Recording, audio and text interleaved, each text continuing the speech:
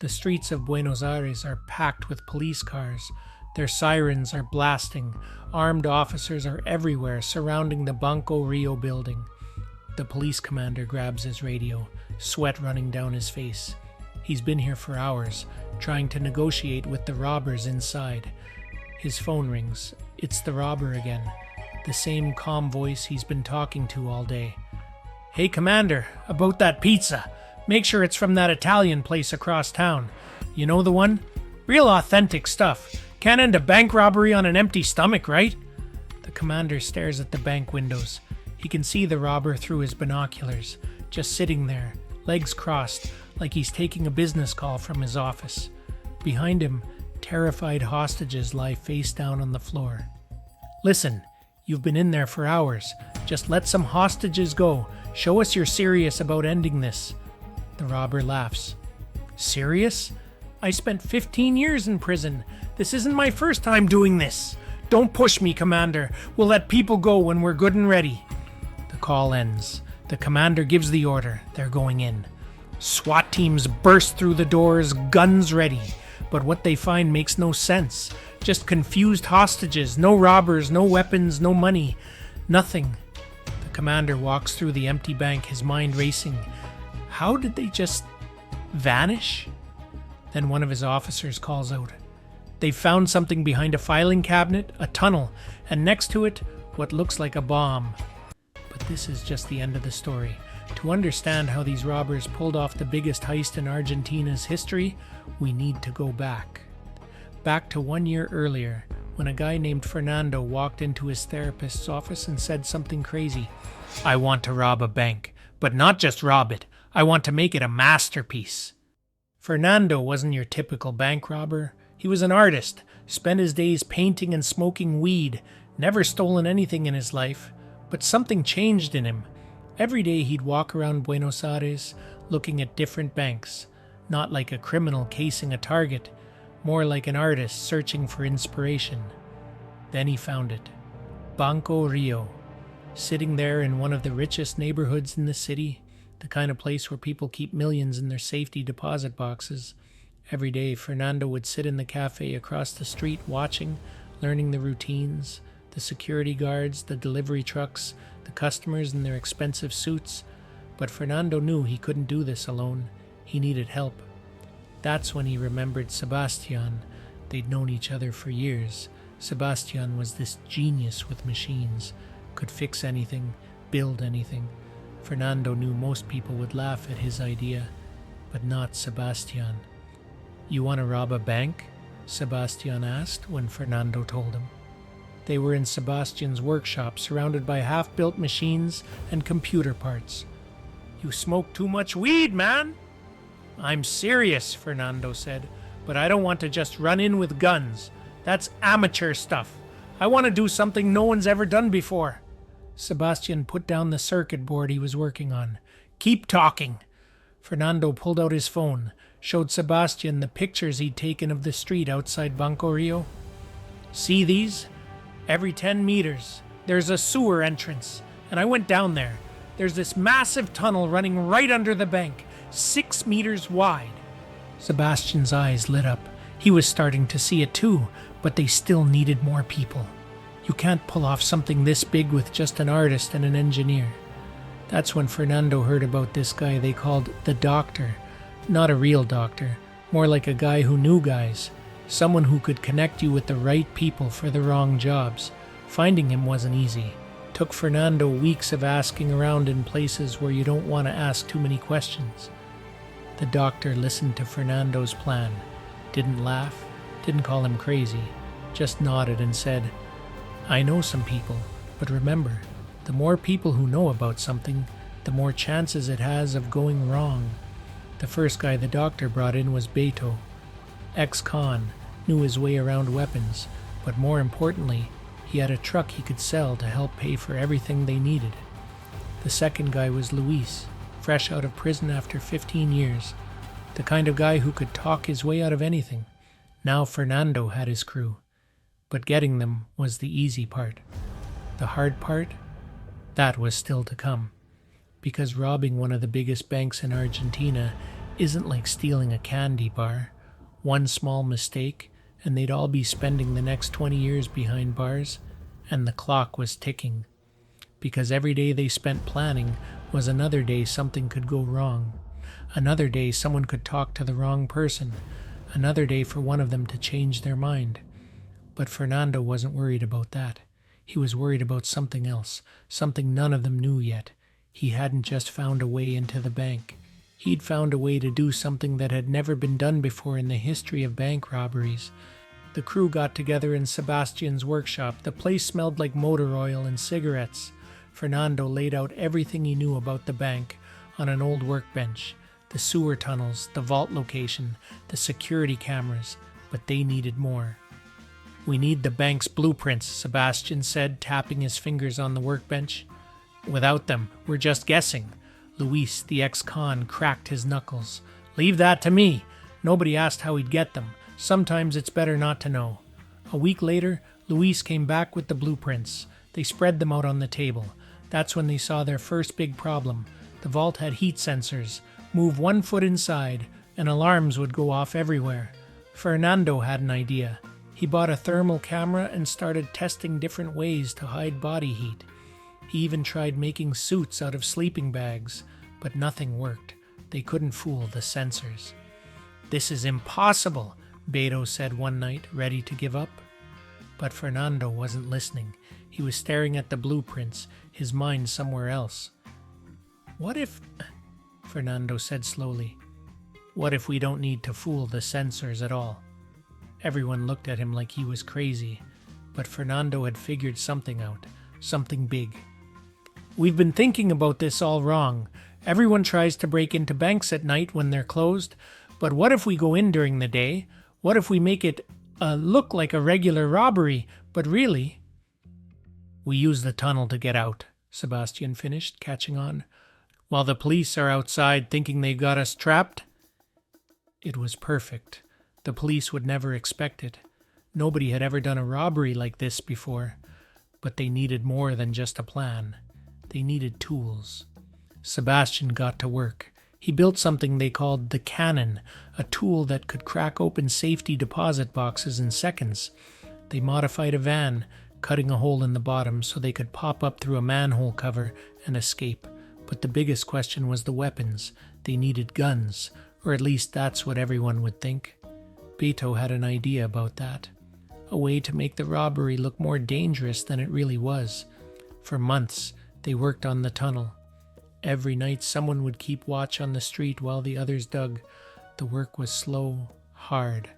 One wrong move and the whole thing could cave in. Then there was Beto's wife. She saw them working on the van in their garage. Beto said she wouldn't talk, that he trusted her, but Fernando wasn't so sure. Every good plan has a weak spot, and sometimes that weak spot isn't in the plan at all. It's in the people. They built a small dam in the tunnel too, had to use rubber boats to move through the flooded parts. Every detail had to be perfect, because in a job like this, one small mistake means everyone goes to jail. Finally, after a year of planning, building, and preparing, they were ready. They had their tools, they had their tunnel, they had their escape route. Now they just needed one more thing, the perfect day to do it. That day came on January 13th, 2006. None of them slept the night before. They all knew that by sunset they'd either be millionaires or in handcuffs. What they didn't know is that this day would change everything, not just for them, but for the history of bank robberies.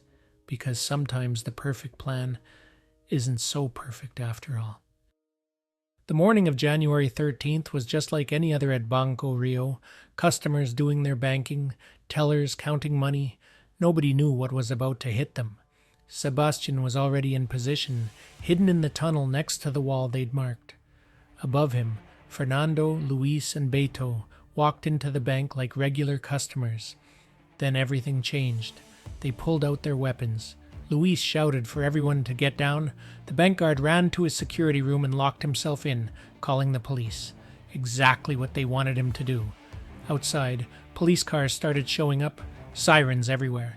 That's when Luis started his show. He grabbed the guard's phone and called the police commander. "Look, Luis said, cool as ice. We tried to get out, but you guys got here too fast. So now we've got hostages. But don't worry, nobody needs to get hurt. Fernando gave the signal to Sebastian. Down in the tunnel, Sebastian started breaking through the last bit of wall, the sound of his drill covered by all the chaos upstairs. Luis kept the police busy. He'd change his voice, pretend to be different people. Sometimes he was angry, sometimes scared, sometimes joking around. The police commander couldn't figure him out. That's exactly what they needed. Confusion. Meanwhile, Fernando and Sebastian were in the vault. The cannon tool was working, but not as fast as they'd hoped. 7 seconds per box. They had 2 hours to get as many as they could. Pizza! Luis suddenly demanded on the phone. We want pizza, but not just any pizza, from that Italian place across town. He knew it would take the police forever to get it. More time for the others to work. Box after box opened, gold, cash, jewelry. They stuffed it all in bags, but the cannon was getting hot, starting to jam. After 2 hours, they'd only hit 147 boxes, not the 400 they'd planned for, but they had to move. Time to go, Fernando called up to Luis and Beto. The hostages were still face down, no idea what was really happening. Luis made his last call to the police. We're ready to give up, he said. Just waiting on that pizza. The crew slipped into the vault, put their weapons down, weapons that weren't even real. Climbed through their tunnel, got in their rubber boats. The water in the tunnel was cold, but none of them felt it. Too much adrenaline. 200 meters away, their van was waiting, right above a manhole cover. They loaded the bags, climbed in, and drove away. Just like that. Gone. Back at the bank, the police were still waiting with their pizza, still trying to call Luis. Finally, they stormed in, ready for a firefight, but all they found were confused hostages in an empty vault. The crew watched it all on TV from their safe house, laughing at the confused looks on the cops' faces. They just pulled off the biggest heist in Argentina's history, $19 million, and nobody got hurt. They split up the money fast. Each took their share and headed different ways, never supposed to see each other again. That was the plan. But plans have a way of falling apart. And sometimes the biggest threat isn't the police or the security systems. Sometimes it's a lot closer to home. Because right then, as they were celebrating, Beto's wife was about to change everything. And none of them saw it coming. Everything was perfect, or at least it seemed that way. The crew had split up, gone their separate ways, each with bags full of money, gold, and jewelry. They thought the hard part was over. Then Beto came home one day and noticed something wrong. One of his money bags looked different, lighter. He checked inside and his heart stopped. A huge chunk of cash was missing. He found his wife in the kitchen. Did you take some of the money? Yeah, she said like it was no big deal. 5 or 6 bundles? Are you crazy? That's like $300,000. We're supposed to be laying low. But that wasn't the real problem. The real problem was what happened next. See, Beto got scared, started hiding the rest of his money somewhere else. His wife saw this and something in her snapped. She thought he was planning to leave her, take the money and run. So she did something nobody saw coming. She went to the police. The police couldn't believe their luck. Here was this woman walking in, telling them everything about the biggest bank robbery in Argentina's history. Names, places, details only someone on the inside would know. Beto was the first to get caught. The cops grabbed him at home. He wouldn't tell them anything about the others, but it didn't matter. His wife had already done that. One by one they fell. The police tracked their phones, followed their trails, found Fernando, then Sebastian, then Luis.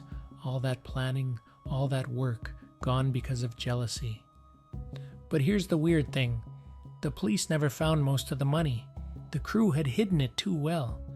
Some people think they made a deal with the cops, trade some of the cash for lighter sentences.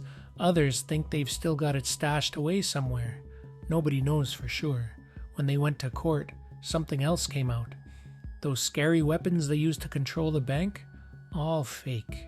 Not a single real gun in the whole robbery. That's why their sentences were so light, 9 to 15 years, but none of them served full time. Fernando and Sebastian got out after 2 years, got house arrest. Even Luis and Beto, with their criminal records, only did 6 to 8 years, way less than they expected. Today, the Banco Rio robbery is still talked about in Argentina, not because of how much they stole, but because of how they did it. No violence, no real weapons, just an artist with a crazy idea, an engineer who could make anything, a smooth talker who could fool anyone, and a financier who lost it all because he couldn't keep his own house in order. The money's still out there somewhere, hidden in places only they know, but none of them are talking. Maybe that's the real masterpiece Fernando created. Not just robbing the bank, but making millions disappear into thin air. Some say it was the perfect crime that went wrong. Others say it was just dumb luck that worked until it didn't. But one thing's for sure, nobody's ever pulled off anything like it since. And somewhere in Buenos Aires, there's still a tunnel under a bank, a reminder that sometimes the craziest plans are the ones that work, at least until they don't.